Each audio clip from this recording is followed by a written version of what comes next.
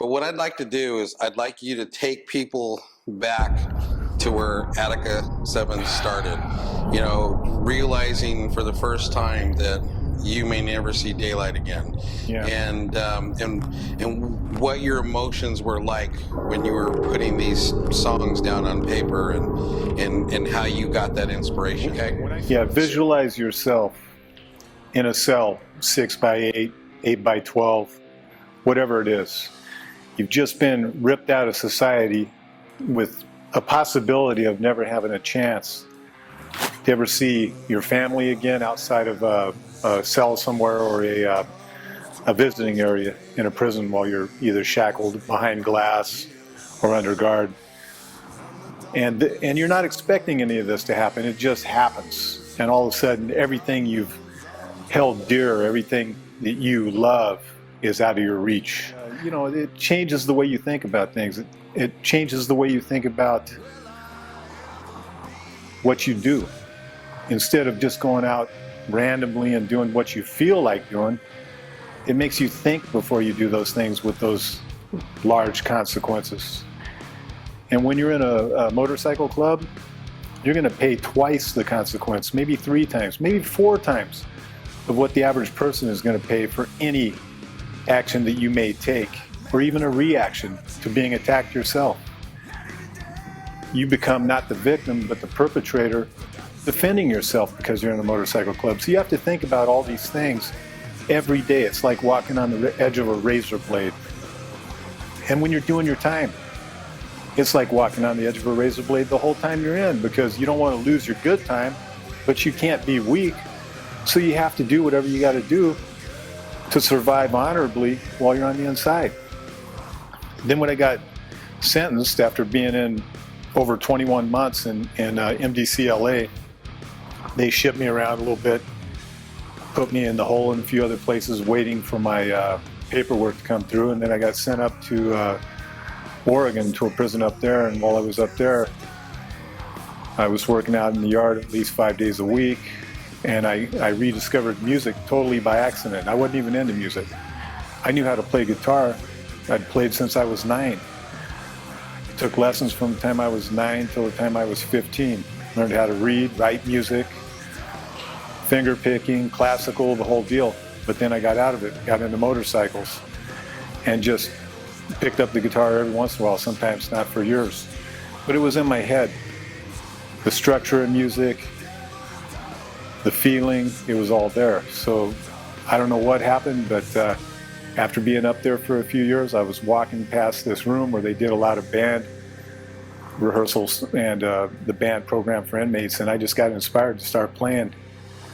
And I joined a blues band, actually a blues rock band, and I said, I'll come in, I'll play bass, guitar, I don't care. So they said, all right, come in and play bass. Well, I came in, the bass player hadn't gone home yet that I was replacing, so I played guitar, and they said, no, we want to keep you on the guitar. So I said, all right, you mind if I write some songs? They said, yes. So I wrote one song the next week, another song the next week, and I was writing new music every week. Then they had a riot up there, and they sent me to Texas. And when I got to Texas, I took a whole portfolio of my music with me, and 3 days after I got out of the hole up there, I was playing a concert in front of all the inmates. There was like 1,800 people in that yard.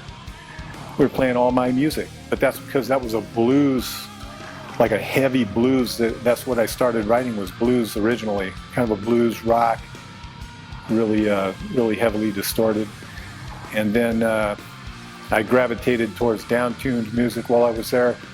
I did a lot of covers and my own music for quite a while, played at all the holidays. Then I think I wrote 32 songs over there. I've got all of them still, everything in the same paper I wrote it on.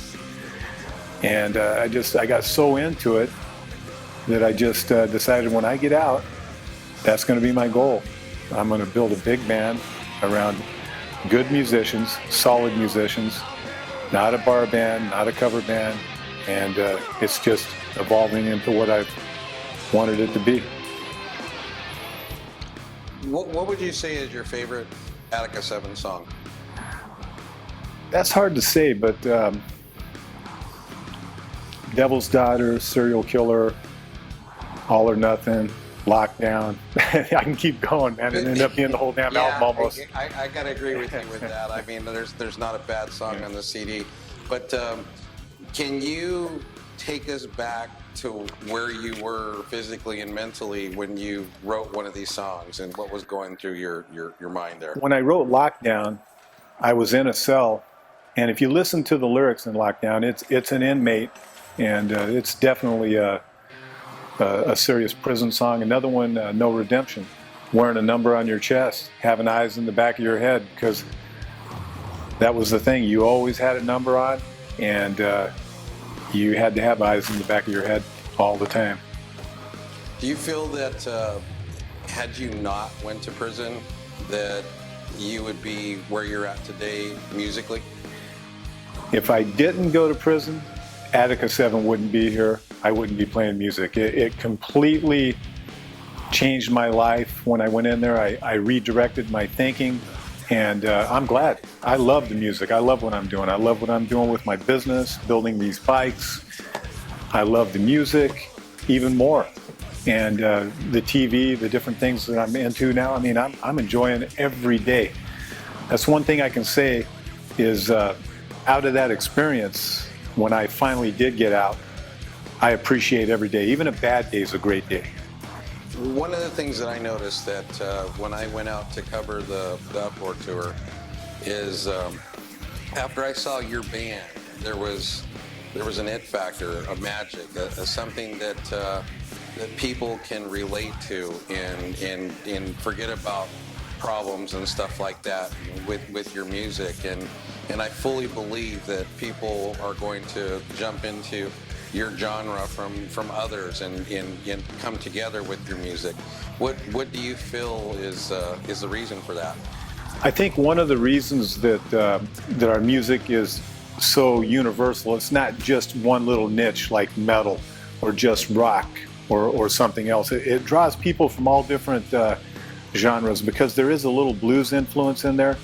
There's the rock influence, there's the metal influence, and every riff that's in there was written with feeling. I mean, when I write riffs for music, I don't just write riffs to write riffs. I write riffs that I feel, hooks that I feel, and it's got to really like make the hair stand up on the back of your neck, kind of a thing. You know, it's like I know when I got those sweet spots in the groove, and that's what I incorporate into my choruses, into my verses, the breakdowns. I try to get the whole thing woven together so it's a feeling that you have. It's not just music. It's you feel the music, and that's important. You got to feel those hooks. That's what the hooks are, you know. And the same with the lyrics. When I write lyrics, 90% of the time, I write the lyrics after I've done all the riffs and the choruses, everything. They fall together. But I start out with the first line. First line is always the hardest line when I write, because it sets the pace for everything to follow, and then it just starts flowing like water. And it's very, it's a little bit of poetry, but it always tells a story almost every time. I don't want to just write ridiculous sentences, you know, just to fill the void with vocals. You know, I want it to tell a story. If you wrote it as poetry or just as a story, it has a beginning and an end usually. My photography and my video is I try to look at things as a voyeur in letting people see the world through my camera. I see that same thing in your music. I mean, people are able to come into where you were and experience that, or you know, relate things to their lives. What's your trick to letting people see that? Well, like in the song Serial Killer, I'm not a killer. I've never killed anybody. But just as when you're an actor, you know, you act, you kill people in the movie, that doesn't make you a killer. But you have to be into that part. You have to become that person. And when I wrote that song, I really had to get deep into the character of this serial killer that was telling the story in his lyrics. And if you listen to the lyrics in that song, that's what it is. This is a guy that he's a killer. He doesn't necessarily want to be a killer. He can't help it. The demons take over, And he does what he does. It's not like he's looking for this to happen. It happens, and he tells it as the story comes out. When you're listening to the song, it's very evident that he's almost a victim of himself. Wow. See, and I think that's the magic that all your songs have is you let people see it from the real thing. I mean, the real deal. The what's in the mind of a serial killer. I mean, who knows that? And yeah, I'll tell you, I've been in some places, I've been around some people that were that kind of people, and it emanates out of them. Some of them, it just emanates so bad. I mean, you can feel it before they even say anything. And then there's others that they're like multiple personality type of people. They would be the nicest people in the world, but the other side of them is the homicidal side that flips, and it's like they're the most dangerous ones because they're a chameleon, and you can never trust people like that. But I've been in situations with a lot of people that are that type of people, both those kind of killers, and to try to put your mind in that place is it takes a minute to get there. And if you want to write something that's believable with that feeling, you have to get your mind there. You have to be that person to do it. that's a scary thing to attempt to get into a place like that and get out. Yeah, I tell you, I remember specifically when I did that, and I remember the feeling I had, and it wasn't a good feeling. Let me tell you, I wouldn't be proud to think like that on a daily basis. Let me tell you. Well, there's not too many writers that are going to be able to come up with the music that you have, and again, I think that's probably the biggest part of listening to your CD that's out right now. That it's just every song on there. I mean, I instantly bought the CD, and there's not a song on there I don't like. We've got a really, really good team of players right now. Without even having a bunch of rehearsals under our belt, we can go out and play shows, and we did. And a lot of the time you take players, you're going to have to play at least 7, 8, 9 rehearsals together before they're actually tight enough to go out in public. We didn't even need to do that in this case. Yeah, I saw you guys on your second show, and I was hooked right then and there. Like I said, I think I even really got in trouble because I didn't photograph any other bands, but you guys. But I love it. But it pretty much paid off. And I think the other thing I liked about Attica 7 is that it was so cool to see you guys after you perform. You're at the merch booth, and you're there till the time you guys leave. I mean, you were there with a solid line of fans, taking pictures and signing autographs, and I mean, to me, that's a true rock star. I mean, you were passionate. It's like you guys, if you could afford it, would go out there and play for free, just to play that music. I mean, that's kind of what I got from that. Yeah, if it was just about the money, we would have quit doing this a long time ago. I would have quit way before I hooked up with the lineup that we have now. Money has nothing to do with it. And the fans, they're the most important, and we really appreciate it when we see these fans that come from 100 miles away or more to see the show, stay at motels, and I mean, that's really true fans, and we're going to do everything we can to make that experience as good as we can for them. And when the show's over with, we're going to spend time with them. We're going to sign autographs, give them merch, sell them merch, give them merch, everything. We're going to make the experience as best we can for them.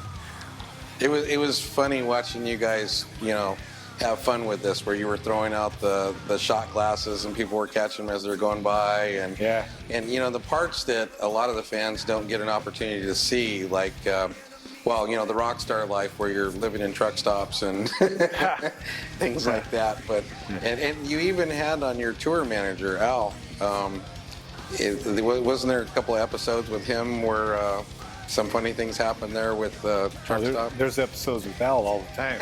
I have fun with him daily, man. He's great entertainment. Yeah, I left him at least one truck stop. I actually sent him out to check the rear tire one time, and while he was out there, I locked the door, drove off, and left him at the truck stop. Hey, Al, come up here, will you? What's up, Rusty? I think that rear tire's low, man. Would you check that back, the tag axle? Yeah, no problem. All right, man, thanks. Hey, shut that door when you get out, will you? We're gonna leave his ass again, man. I gotta lock this door.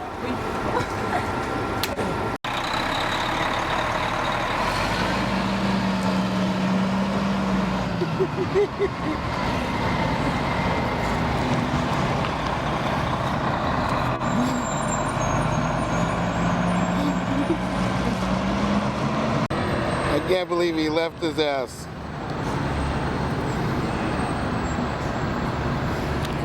I remember another time at another truck stop, he was outside doing whatever, fueling or something, and I took off, and he actually ran, jumped up on the mirror and the bumper and held onto the thing, so I couldn't get rid of him that time. I had to stop and let him in.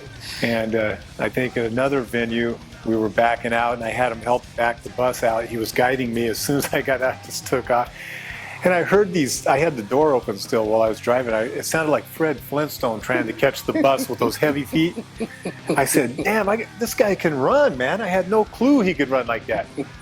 I finally let him in that time, too. He deserved it. You know, he had to run quite a ways, you know, so. You know, musically or through life in itself, if you could go back in time and change something, what would you change? You know, it's funny because you say that like, you know, I've thought about this many times. I would love to change the mistakes I made that sent me to prison. But then I think if I changed what sent me to prison last time, I wouldn't be talking to you right now. I'd be going in a whole nother direction. So I took a very bad experience that happened to me in 1999 and I turned it into a good thing. I took everything I had to work with and flipped it. And because of that, I'm so happy with everything I'm doing. I don't want to change that.